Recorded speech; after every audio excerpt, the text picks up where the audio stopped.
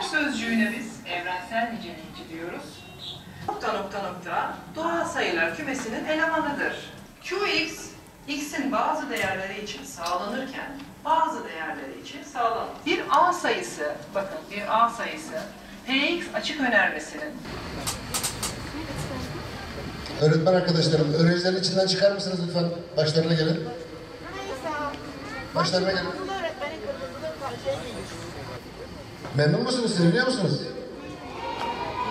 Heyecan var mı?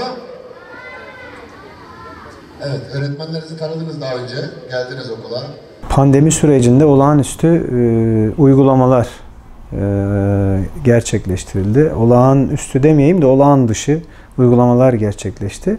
Yani hiçbir eğitim sisteminin yüz yüze eğitimin yerini tutmayacağını hepimiz görmüş olduk. EBA üzerinden dersler işlendi, Zoom üzerinden dersler işlendi. Birçok alternatif üretilmeye çalışıldı. Yani burada bir takım aksaklıklar oldu. Öğrencilerin sosyoekonomik durumundan kaynaklı aksaklıklar oldu. Bilgisayarı olmayan çocuklar oldu. Aynı anda bir evde 5 tane çocuğun aynı anda EBA'ya girmeye çalışması çeşitli sorunlara yol açtı. Yani öğretmenlerimizin sorunların üstesinden gelebilmek için yürüttükleri olağanüstü bir çabayla karşı karşıya kaldık. Buna rağmen aksaklıklar oldu. Yani bütün aksaklıklara rağmen bir dönemi geride bıraktık. Şu an ara tatildeyiz. Ben bütün öğrencilerimize zihin açıklığı diliyorum. İnşallah önümüzdeki süreç maskelerimizden kurtulduğumuz ve yüz yüze öğrencilerimizle eğitime kavuştuğumuz bir döneme dönüşür. Yani bütün aksaklıklarına rağmen milli eğitim camiasının yoğun çabasını bütün ülke gördü. Gerçekten eğitimcilerimiz fedakârane bir çalışma yürüttüler. Ben hepsini de tebrik ediyorum, teşekkür ediyorum. Bir taraftan eğitimle uğraşırken bir taraftan filyasyon ekiplerinde görev alındı. Yani okul açılmasına rağmen okul yöneticilerine ve öğretmenlere filyasyon ekibinde görev verildi. Yani hakikaten çok yıprandı eğitim çalışanları. Yani elbette bir sağlık çalışanı gibi değil ama eğitim çalışanları da yıprandılar. Şu an sağlık çalışanları da bir nevi artık tükenmişlik sendromuna girmeye başladılar. Bunun üstesinden gelmemiz lazım toplum olarak. Bu yüzden de hepimizin sorumlu davranmamız lazım, bilinçli davranmamız lazım.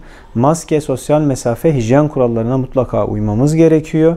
Zorunlu olmadıkça topluluk halinde hareket etmememiz gerekiyor. Toplulukların içerisine girmememiz gerekiyor. Yani sağlıkçılarımıza hiç olmazsa bu noktada destek olmamız gerekiyor. Yani pandeminin gölgesinde hayat devam edecek bir müddet daha böyle görünüyor. Pandeminin gölgesinde eğitim de devam edecek gibi gözüküyor. Yani bugün pandemi bilim kurulunun açıklamaları olacak. Onlara göre de artık ne gibi tedbirler alınacağını göreceğiz hep birlikte. Şimdi ben daha önce de sizinle konuşmamda ifade etmiştim. Önceki röportajlarımızdan birisinde okulları açmak demek bir nevi sürü bağışıklığına geçmek anlamı taşıyor. Benim için öyle. Çünkü çocuk okula gelirken evden getirebilir bu virüsü. Okuldan alıp eve götürebilir. Ve toplumumuzun %90'ının çocuğu eğitimin içerisinde.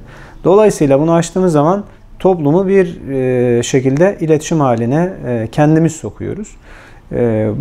Bu da şimdi okulların kapalı olması da sorun, açılması da sorun. Yani Allah yöneticilerimize yardım etsin. Şimdi nasıl bir karar alsalar bir taraftan tepki görecekler. Dolayısıyla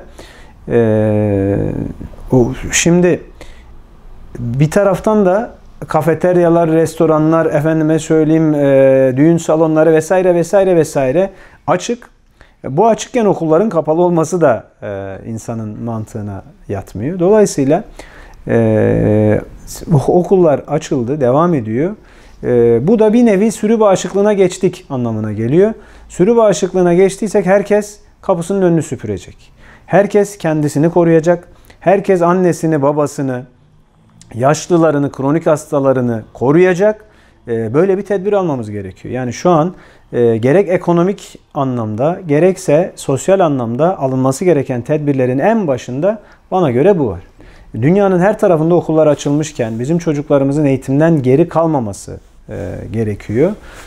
Dolayısıyla biz burada sağlıkla eğitim arasında bir tercih etme noktasına getirildik. Burada sağlıkçılarımızın desteklenip gerekli tedbirlerin alınıp maske, mesafe ve hijyen konularına dikkat edip okulları açmamız ve devam etmemiz gerekiyor. Gelinen süreçte görünen şey bu.